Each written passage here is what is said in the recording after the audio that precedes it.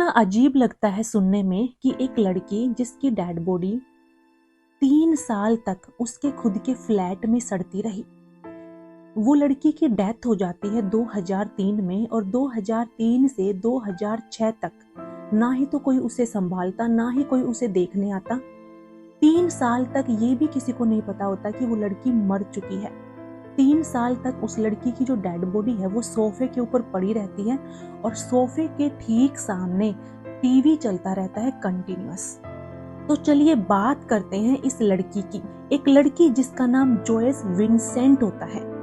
इसका जन्म होता है 19 अक्टूबर 1965 को अमेरिका के अंदर। 11 साल की उम्र तक आते आते इसकी माँ की डेथ हो जाती है और इसके जो फादर होते हैं वो फैमिली को संभालते हैं। इसकी माँ की डेथ के बाद इसकी जो 4 सिस्टर्स होती हैं वो इसकी परवरिश की रिस्पॉन्सिबिलिटी लेती हैं और इसकी परवरिश करती है।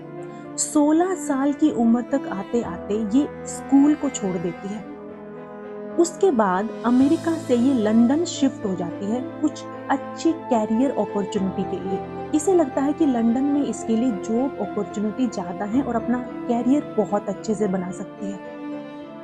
उसके बाद 1985 से 2001 के बीच में ये बहुत सारी फील्ड्स में काम करती है। बहुत सारी फील्ड्स में काम करने के बावजूद भी इसका दिल जॉब में नहीं लगता और 2001 में ये लड़की अपनी जॉब से रिजाइन दे देती है बिना किसी रीजन के। उसके बाद 2001 में ये लड़की मूव कर जाती है डोमेस्टिक शेल्टर होम में। डोमेस्टिक शेल्टर होम क्या होते हैं? लंदन में ये होम बने होते हैं उन लोगों के लिए जिनके साथ कुछ गलत हुआ है। ये लड़की 2001 में डिप्रेशन से सफर कर रही होती है। डोमेस्टिक शेल्टर होम में मूव हो जाती है और एक होटल में एज ए क्लीनर ये जॉब शुरू कर देती है। उसके 2 साल के बाद ये लड़की उस डोमेस्टिक शेल्टर होम को छोड़ देती है और फाइनली फरवरी 2003 में इसे एक घर मिलता है। वो जो घर होता है, वो जो फ्लैट होता है, वो एक शॉपिंग सेंटर के ऊपर बना होता है। वहां पर कहने को तो बहुत सारे छोटे छोटे फ्लैट्स होते हैं। वो सारे फ्लैट्स शॉपिंग सेंटर के ऊपर बने होते हैं। इसको जो ये घर मिलता है ये बेनिफिट के ऊपर मिलता है। बेनिफिट का मतलब है कि विंसेंट को उस घर का सिर्फ 50% रेंट देना है। बाकी का जो 50% रेंट है वो चैरिटी पे करेगी डायरेक्ट ओनर के बैंक अकाउंट में। फरवरी 2003 में विंसेंट उस घर में मूव हो जाती है और इस दौरान वो अपनी फैमिली से और अपने फ्रेंड से बहुत ही कम ताल्लुक रखना शुरू कर देती है। वो अपनी फैमिली से बहुत ज्यादा दूर हो जाती है और अपने दोस्तों से भी। नवंबर 2003 के अंदर इसे वॉमिटिंग होती है, ब्लीडिंग वॉमिटिंग। उसके बाद इसे हॉस्पिटल लेके जाया जाता है और करीब 2 दिन तक ये हॉस्पिटल में एडमिट भी रहती है। फिर 2003 से 2006 तक इसे किसी ने नहीं देखा। 2006 आते आते जब जो ओनर होता है इसके फ्लैट का ओनर क्या ऑब्जर्व करता है कि पिछले 2-2.5 साल से मुझे 50% रेंट तो आ रहा है बट बाकी का जो 50% रेंट है वो मुझे ये लड़की पे नहीं कर रही। बहुत ज्यादा फ्रस्ट्रेटेड हो जाता है और वो पुलिस को कंप्लेन कर देता है। उसके बाद पुलिस इस लड़की के फ्लैट पे जाती है 25 जनवरी 2006 को। दरवाजा पीटती है, दरवाजा अंदर से लॉक होता है बट वो देखती है कि जो अंदर है वो टीवी ऑन है, यानी कि फ्लैट के अंदर से कुछ वॉइस तो आ रही है। बट बहुत सारा दरवाजा पीटने के बाद भी ये लड़की जो है कोई भी दरवाजा नहीं खोलता। पुलिस क्या करती है, दरवाजे को तोड़ती है और दरवाजे को तोड़कर जैसे ही पुलिस वाले अंदर जाते हैं तो सरप्राइज हो जाते हैं। वहां पर एक कंकाल होता है जो सोफे के ऊपर बैठा होता है और ठीक उसके सामने टीवी ऑन होता है।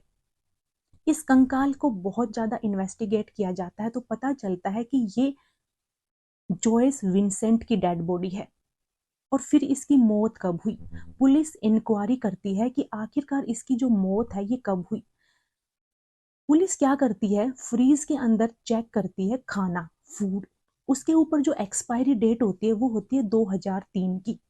इसके अलावा पुलिस को पता चलता है कि वहां उस घर के अंदर बहुत सारे लेटर्स का ढेर था, बहुत सारे लेटर्स जो विंसेंट ने कभी ओपन ही नहीं किए। इसके अलावा जहां पर विंसेंट की डेड बॉडी होती है उसके सामने जो टेबल होती है उस टेबल के ऊपर क्रिसमस को दिए जाने वाले बहुत सारे गिफ्ट्स भी रखे हुए थे। ये सारे गिफ्ट विंसेंट अपने दोस्तों को और अपने फैमिली को देना चाहती थी। उन सारे गिफ्ट्स के ऊपर भी 2003 की डेट थी।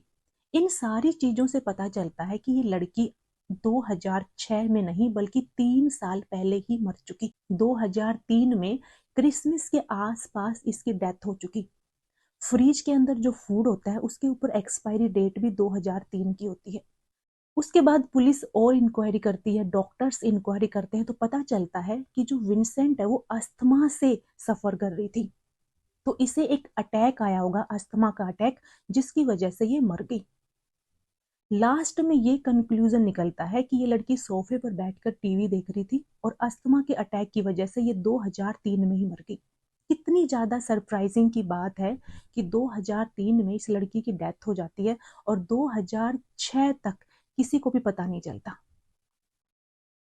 जब पुलिस इंक्वायरी करती है कि विंसेंट के घर पे बहुत सारे लेटर्स भी मिलते हैं जो कि उनकी फैमिली ने और उनकी फ्रेंड्स ने उनको सेंड किए होते हैं, पर उन लेटर्स का रिप्लाई कभी जाता ही नहीं है। कितनी सरप्राइजिंग थिंग है कि आज हम लोग इतने ज़्यादा डिस्कनेक्ट हो गए हैं कि एक लड़की जो 3 साल तक उसके फ्लैट में मरी रही और किसी को पता नहीं चला। पुलिस वालों ने पड़ोसियों से पूछा कि क्या तुम्हें कभी गंध महसूस नहीं हुई अपने आसपास, तो वहाँ पे जो पड़ोसी थे उन्होंने कहा कि इस लड़की का जो फ्लैट है वो बिन एरिया के पास है। उन्हें लगा कि जो बिन एरिया है वहाँ से स्मेल आ रही है। और जो बात है टीवी की आवाज़ की, तो ये जो फ्लैट्स थे वो शॉपिंग सेंटर के ऊपर थे, यानी कि वो जो एरिया है वहाँ पे बहुत ज़्यादा हलचल थी, बहुत ज़्यादा आवाज़ थी, तो किसी को पता ही नहीं।